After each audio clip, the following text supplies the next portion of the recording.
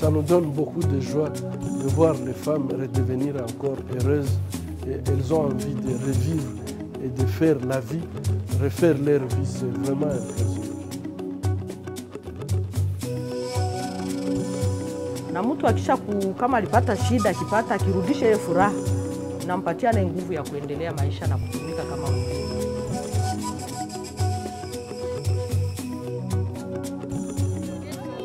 Upprättade liv, värdiga liv, livsglädje. Det finns en väg tillbaka för de glömda kvinnorna i östra Kongo-Kinshasa. De våldtagna, de stigmatiserade, de utstötta. Det är ingen enkel väg, men den finns. Den värsta humanitära konflikten efter det andra världskriget har kostat omkring 4 miljoner liv. Hundratusentals kvinnor och barn har utsatts för våldtäkter vars utstuderade brutalitet inte går att beskriva. Mitt i krishärden i Bukavu finns Panzi-sjukhuset. Det drivs av den svenska pingströrelsens systerkyrka CEPAC. Där har man specialiserat sig på att operera och rehabilitera offren för de militära gruppernas sexuella våld. Det arbetet är ett PMU-projekt som i huvudsak finansieras av ECHO, EUs humanitära organ. Les malades continuent à venir presque au même rythme.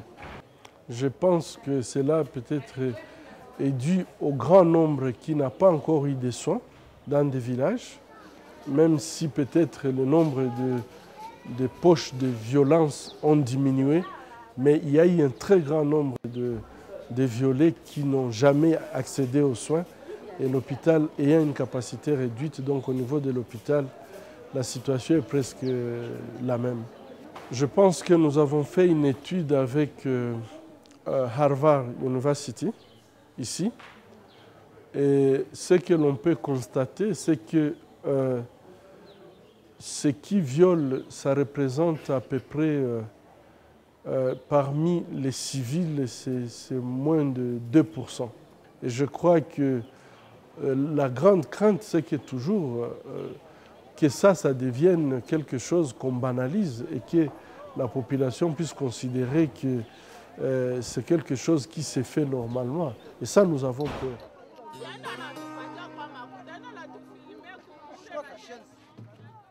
En av dem som fått hjälp på Panzi-sjukhuset är 15-åriga Emilian. Hennes historia är fruktansvärd, men långt ifrån unik. Tani niliendaka kwa masomo, nikasoma mzuri, kisha nikarudia. Sasa nilirudia tuko bufie 6. Sasa tulifikaka munjia, tukakutana na baaskari 7. Sasa tulikutana na wale baaskari, bakatambia sasa tubasaidie mizigo, walikwenda kwa mizigo wa kidogo kidogo. Tukawasaidia kule mizigo, bakatambia bataturudishia mbele. Tukawasaidia. Wakati tulifika munjia, tukamwambia mturudishe basi, atuafike kwenye tutawarudishia. Sasa vile ndio mnasema, wakaanza wakatosha kama ile manguo zote zilikuwa nazo na makai wakatupa, na uniform wakatosha, wakaniweka. Wakati tulikuwa hapa hadi tukaanza tukawakia tu. Tukamwambia ni nini? Mbona mturudishe? Sasa vile ndio kasema, wakaanza nenda pale wakaanza lalia na shi. Wakaanza lala na shie. Weko nalala na shie, sisi tuko tunatoka damu shie wote. Emilian var bara 13 år när hon och hennes 5 skolkamrater utsattes för övergreppet. 2 av flickorna dödades, eller slaktades som Emilian säger. Själv lyckades hon ta sig därifrån och räddades av pastorsfamiljen i en by. Emilians späda tonårskropp är hoplappad, men själens sår är mer svårläkta. Hon har haft mycket svårt att ta till sig det barn som är ett resultat av soldaternas övergrepp. Mais sur le plan psychologique, lorsqu'on a eu la torture sexuelle, lorsqu'on a eu la torture psychologique, je crois que c'est difficile de dire combien de temps ça va prendre pour chaque personne avant de guérir. Parce que vous savez que les femmes ici sont très vulnérables.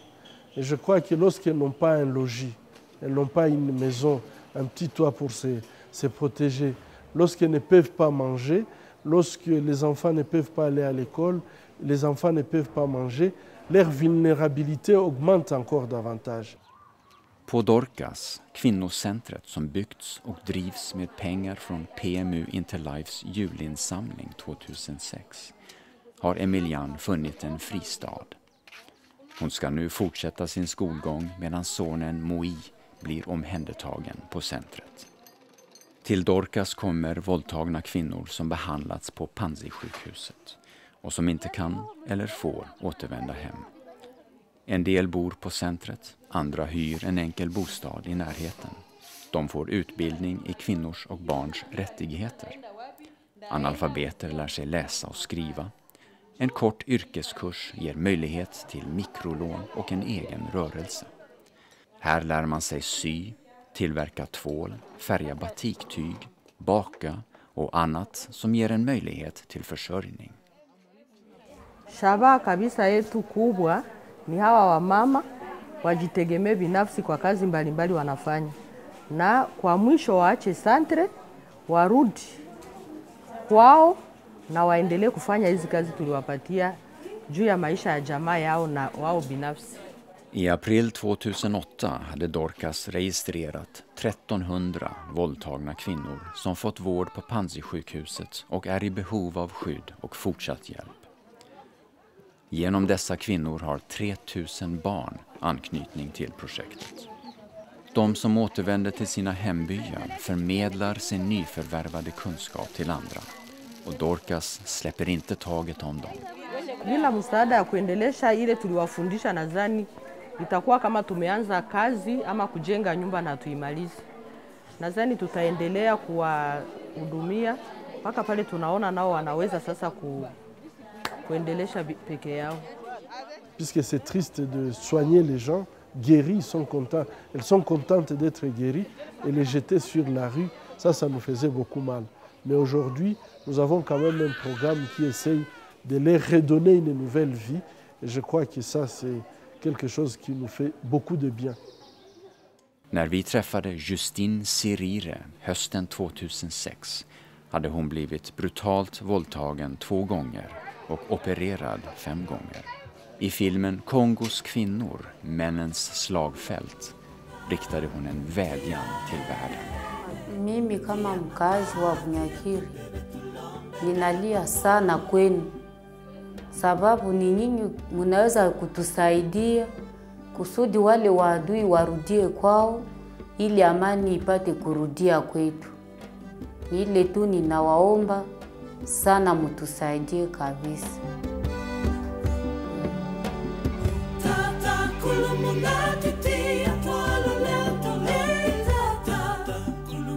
Nyuma ya kupata matunzo hapa hospitalini Panzi, nilirudi kijijini.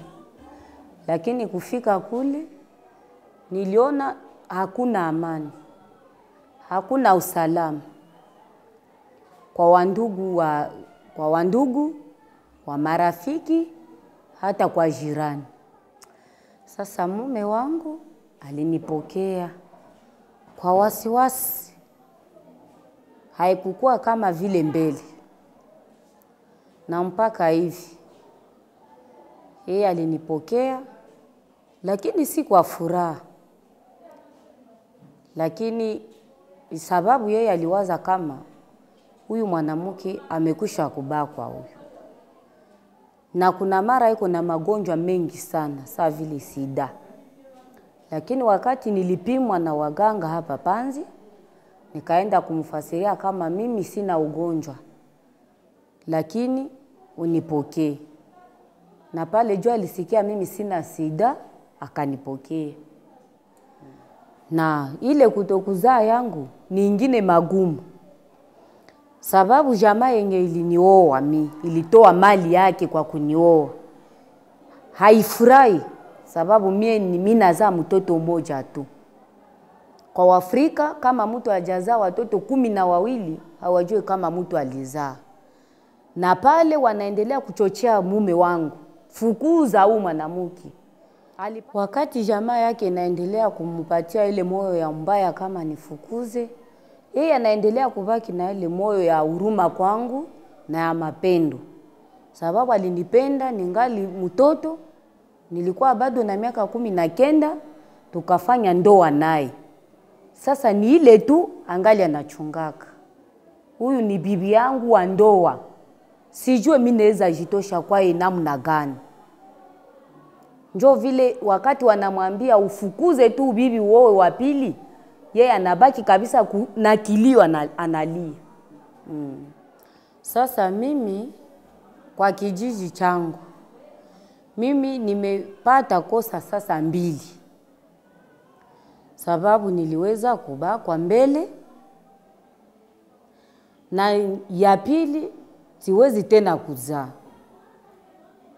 Ile ni magumu sana. Sedan vi träffade Justine på det nya kvinnocentret har hon flyttat med man och son till ett litet hus i Bukavu. Tack vare stödet från Sverige har hon fått utbildning och börjat med försäljning på en marknad. Nu kan hon hoppas på ett lugnare och tryggare liv för sig och sin lilla familj. Na nyuma ya matunzo wanafundishwa kazi. Na ile kazi inawasaidia na tumewafuata kipsikolojia. Wale walikuwa na machozi leo wanaanza kucheza. Nadhani ukiangalia utaona wanakuwa na furaha. Joanne Mukuina kanske inte dansar, men hon har fått livsmodet tillbaka. Bara det är ett mirakel. Hon och andra kvinnor från byn fördes bort av soldater som utsatte dem för fruktansvärda upprepade övergrepp. Joanne var höggravid och miste sitt barn i våldtäkterna. I 5 dygn låg hon bunden med utspärrade armar och ben, utan mat eller vatten. Hon överlevde och kom så småningom till Panzisjukhuset där hon fick vård. Hennes man ville inte ta henne tillbaka. Men med utbildningen och mikrokrediterna från Dorcas kan livet ändå gå vidare. Nilijifunza kazi ya kushona, utiri, nilijifunza kupiga hii mikate, nikajifunza kupiga ndazi, nikajifunza pia kisi ya kuchuruza ule mavitu. Ninapata faida kidogo, ninalipa hii nyumba, ingine mali kidogo ninalangula nayo, na ninauza farini ya kupiga hii. Wakati ujao, basi Mungu mwenyewe tu anajua gisi atanipangia. Juu sijue namna gani itakuwa kule mbele, ni magumu tu sababu sijue wakati ndaiza toka hapa, sina ile nguvu ya kwenda natembea sababu operation inakuwa mingi sana kwangu. Kama hakuna Centre Dorcas, maisha yangu ni nini? Basi hii kazi walinipa, ndajaribu kujikaza, kuitumika kwa ile kazi walinifundisha. Dorcas ger utsatta kvinnor och barn en ny chans här i livet. Det sker i nära samarbete med Panzisjukhuset, vars överläkare Dennis Mukwege vigt sitt liv åt deras sak. Inte bara som läkare utan också som en allt viktigare opinionsbildare.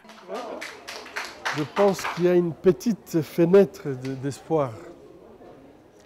J'ai été invité au Congrès américain pour faire un témoignage. Je vois que quand même les responsables, les leaders de ce monde commencent quand même à se poser la question comment ça se passe et que le monde ne réagit pas. C'est une petite fenêtre mais d'espoir et je crois qu'il faut essayer de l'agrandir.